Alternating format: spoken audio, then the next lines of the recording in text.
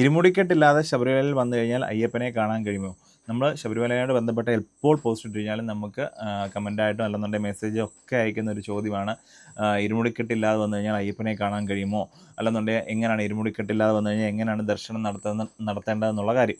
നമുക്ക് മെയിനായിട്ട് നമുക്ക് 18-ാം പടി ചവിട്ടി അയ്യപ്പനെ കാണണമെന്നുണ്ടെങ്കിൽ നമ്മൾ ഉറപ്പായിട്ടും ഇരുമുടിക്കെട്ടോടുകൂടി തന്നെ വരണം.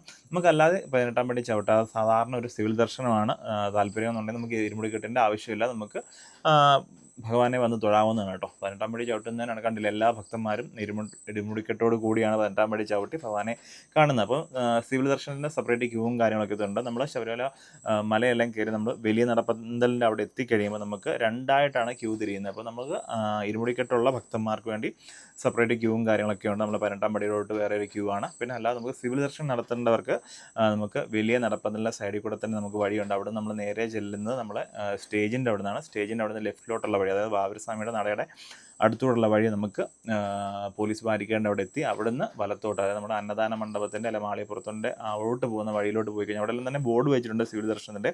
അപ്പോൾ അവിടെ നമുക്ക് ചെന്ന് കഴിയുമ്പോൾ നമുക്ക് സിവിൽ ദർശനത്തിൻ്റെ ക്യൂ കാണാവുന്നതാണ്.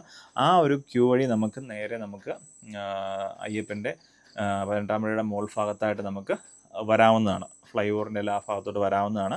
അപ്പോൾ നമുക്ക് എന്നിട്ട് കൊടിമരത്തിൻ്റെ അവിടെ വന്നിട്ട് നമുക്ക് നിന്ന് തൊഴാനും അതുപോലെ തന്നെ ബാക്കിയുള്ള കാര്യങ്ങളെല്ലാം തന്നെ തിരക്കനുസരിച്ചിട്ട്, തിരക്കാണെന്നുണ്ടെങ്കിൽ നമുക്ക് ഫ്ലൈ ഓവറിലൊക്കെ കയറി നിന്ന് തൊഴേണ്ടി വരും, അതേ കൂടെ കയറി കറങ്ങി നിന്ന് തൊഴേണ്ടി വരും. തിരക്കില്ലെന്നുണ്ടെങ്കിൽ നമുക്ക് അല്ലാതെ തന്നെ നമുക്ക് നേരിട്ട് ദർശനം നടത്താവുന്നതാണ്. എന്ത് തന്നെയായാലും നമ്മൾ എല്ലാ മലയാള മാസം ആദ്യത്തെ 5 ദിവസം അയ്യപ്പൻ്റെ ശബരിമല ദർശനം ഭക്തർക്ക് വേണ്ടി തുറന്നു കൊടുക്കാറുണ്ട്. അതുപോലെ തന്നെ പ്രത്യേക ദിവസങ്ങളിൽ വിഷു അല്ലെന്നുണ്ടെങ്കിൽ ഈ പറയുന്ന ഉത്സവത്തിൻ്റെ സമയം അല്ലെന്നുണ്ടെങ്കിൽ കർക്കിടകത്തിൽ നിറപുത്തിരി സമയത്തൊക്കെ ചില പ്രത്യേക ദിവസങ്ങളിൽ അയ്യപ്പ ദർശനം നടത്താവുന്നതാണ്. നമ്മൾ എല്ലാ മാസവും ഇരുമുടിക്കെട്ടില്ലാതെ തന്നെയാണ് പോകുന്നത്. വർഷത്തിൽ ഒരു തവണ നമ്മൾ ഇരുമുടിയെടുത്ത് ഇരുമുടിക്കെട്ടോടുകൂടി 18-ാം പടി ചവിട്ടി കയറുന്നുണ്ട്. ബാക്കി എല്ലാ മാസവും നമ്മൾ സാധാരണ ഇരുമുടിക്കെട്ടില്ലാതെ വന്ന് സിവിൽ ദർശനമാണ് നടത്താറുള്ളത്. നമുക്ക് കഴിവതും നമ്മൾ വൈകുന്നേര സമയങ്ങളിലാണ് ദർശനം, അതായത് പടിപൂജയുടെ സമയത്ത് ദീപാരാധന സമയത്താണ് നമ്മൾ വൈകുന്നേരം വരുന്നത്. എന്നിട്ട് നമുക്ക് തിരിച്ച് ഭഗവാനെ കണ്ടു തൊഴുത് തിരിച്ചിറങ്ങുകയാണ് പതിവ്.